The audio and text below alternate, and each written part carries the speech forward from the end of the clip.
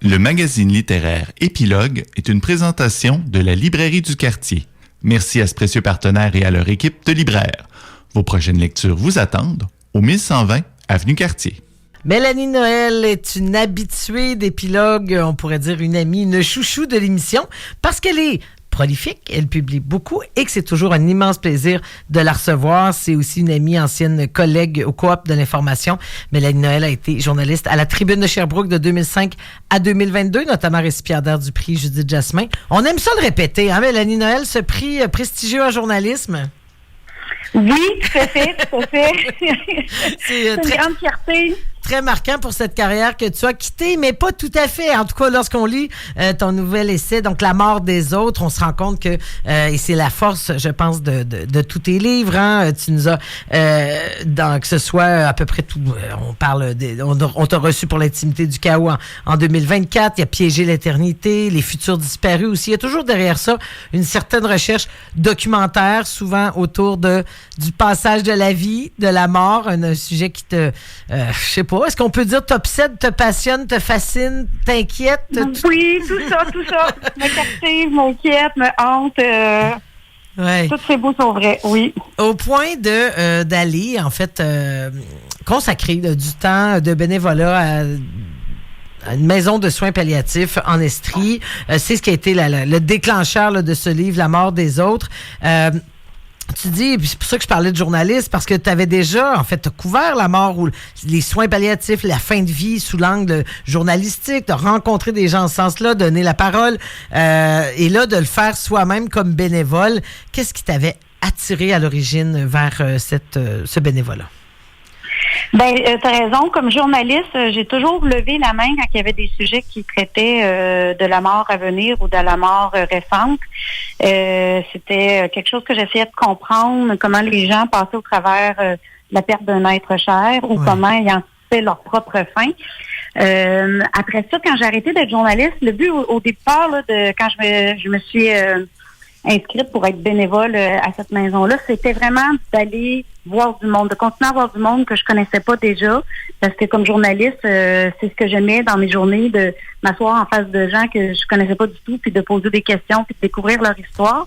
Puis finalement, ben ce lieu-là, ben je le savais déjà sacré pour y être entrée à quelques reprises comme journaliste. C'est un lieu où le temps ralentit, la douceur est en permanence présente. Donc, c'est un lieu qui m'attirait. Je m'étais dit, justement, je vais aller m'inspirer des gens qui survivent à leurs proches ou des gens qui savent sourire à la mort quand elle s'approche. C'est l'objectif, je crois, d'une vie, d'arriver serein à la fin pour pouvoir partir avec le sourire. Donc, c'est vraiment comme bénévole que je suis rentrée à la maison de soins palliatifs, mais ça n'a pas été long que je me suis rendu compte que la journaliste et même la comptable avaient suivi parce que les chiffres, les statistiques, les histoires de chacun m'intéressaient. Puis j'ai commencé à les coucher sur papier après ma première journée finalement. Puis j'ai écrit un peu comme en secret, si on veut, là, pendant 1 an sur mon expérience de l'intérieur.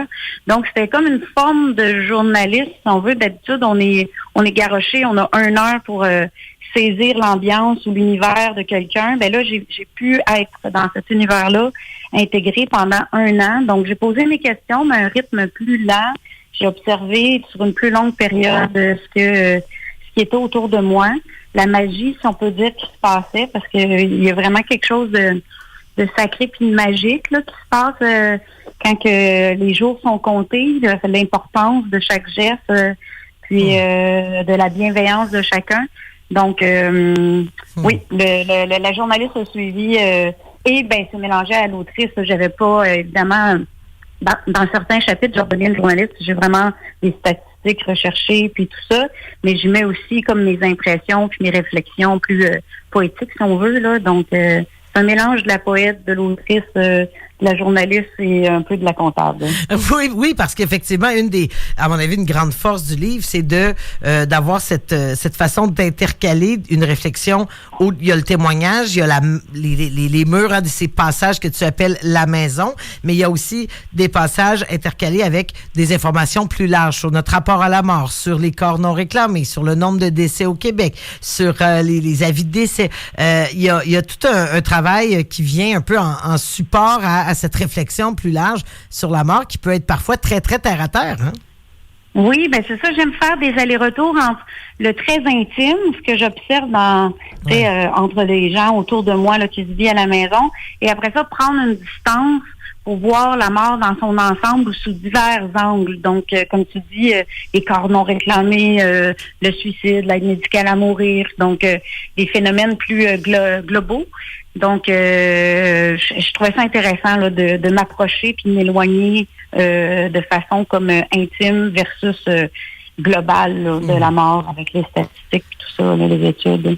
Au début du livre, d'ailleurs, tu amorces avec un événement qui est arrivé dans ta vie de jeune adulte très percutant, disons simplement que tu t'es retrouvé suspendu au-dessus du vide dans un contexte qui n'est pas une tentative de suicide. Il n'y a rien de désespéré. Non. C'était, disons, une mauvaise blague qui aurait pu très mal tourner, mener à une chute accidentelle, ce qui n'est pas arrivé.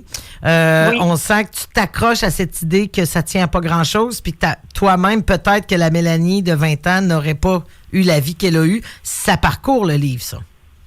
Tout à fait. Ben, comme la mort m'obsède, j'ai vécu quelques morts potentielles réelles, comme cette suspension au-dessus d'un pont qui aurait pu finir tragiquement. J'ai eu un accident d'auto aussi, mais j'ai aussi toutes mes morts imaginaires, justement, vu que je sais que c'est fragile puis que ça tient comme à un fil, puis peut-être aussi, je sais pas si c'est d'être dans l'actualité, être journaliste, justement, de voir tous les accidents qui sont possibles, puis se tenir au courant de tout ça. Mm-hmm. Mais je sais que ça tient un fil, puis justement, cet incident-là, je me demande si c'est à partir de là que j'ai pensé à la mort tous les jours. Je m'en rappelle plus, j'étais jeune, j'étais à l'université, tu sais, comme quand on est jeune, je sais pas trop, là. C'est quand même assez abstrait, la mort. Mais mettons que c'est un sort de party qui a mal viré, là, qui aurait pu mal virer.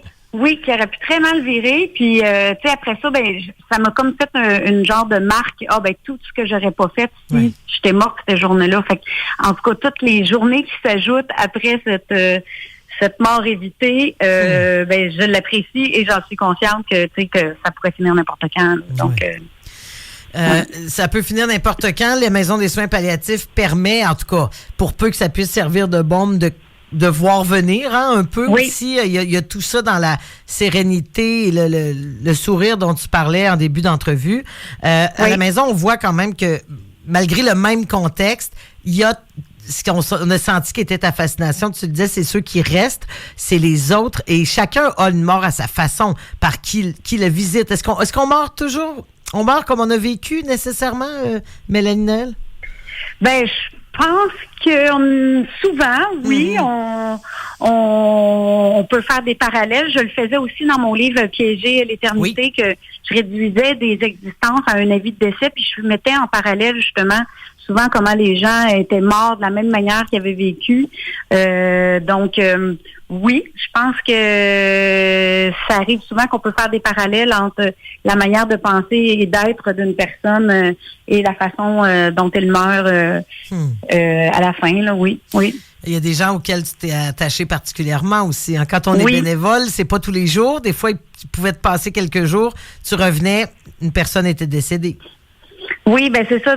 La moyenne de durée d'un séjour à la maison Aube Lumière, où je suis bénévole, c'est environ 3 semaines. Donc, moi, j'y allais une demi-journée par semaine. Donc, en moyenne, je les voyais 3 fois.